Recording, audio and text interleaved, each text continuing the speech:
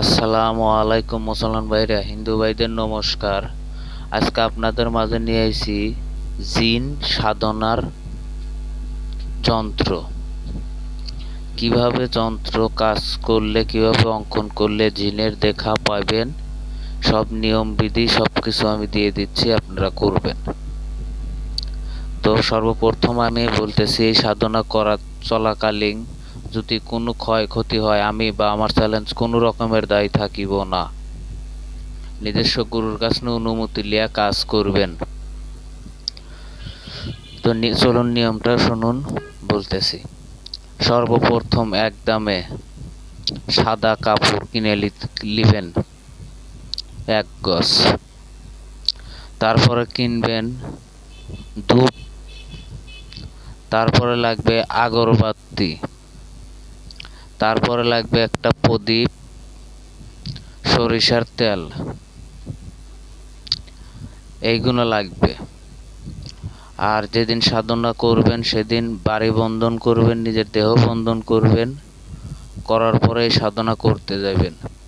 আর এই সাধনা করার যেদিন করবেন সেদিন মাছ মাংস খাবেন না। এটা জিন সাধনের নকশা, 3 দিনের। এই সাধনা করার জায়গা হচ্ছে কোনো শ্মশানেও যেতে হবে না, কোনো আপনার বাড়িতেও না।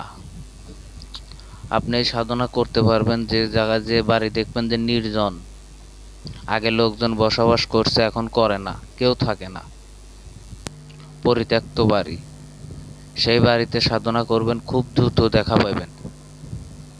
আর যদি শ্মশানে বসে তাহলে তো আরো ভালো। ভাইবে চিন্তা কাজ করিবেন, আমি আবারও বলছি, গুরুর অনুমতি ছাড়া কাজ করিবেন না।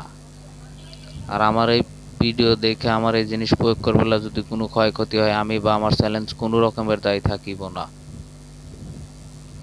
তো তারপরে কি করবেন, সাদা কাপড়ের উপরে এই নকশা দিয়ে দেবো ভিডিওর শেষে, সেই নকশাটা লিখবেন, লেখা মোড়ায়া সলতে তৈরি করবেন। করার পরে ওই প্রদীপে সরিষার তেল ডাইলে দিয়া প্রদীপ ওই নকশাটা যে কাপড়ে লেখছেন সেইটা ওইখানে দিবেন, দিয়ে আগুন জ্বালায়া দিয়া সামনে দিয়ে বসবেন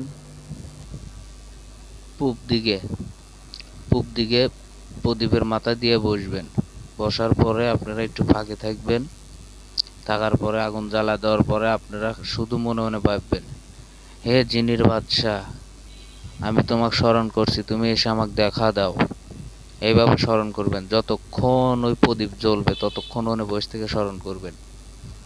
যদি ভাগ্য ভালো হয় প্রথম দিনই দেখা পাবেন, না হলে পরের দিন, না হলে 3 দিনের দিন শিওর দেখা পাবেন আপনি। এটা আমি বহুত লোকে দিছি, বহুত পরীক্ষিত নকশা এটা। তো সবাই ভাইবে চিন্তা কাজ করবেন, এই ছিল নিয়ম। আর এই ভিডিওর এইখানে আমি দিয়ে দিচ্ছি নকশাটা দেখে নেবেন।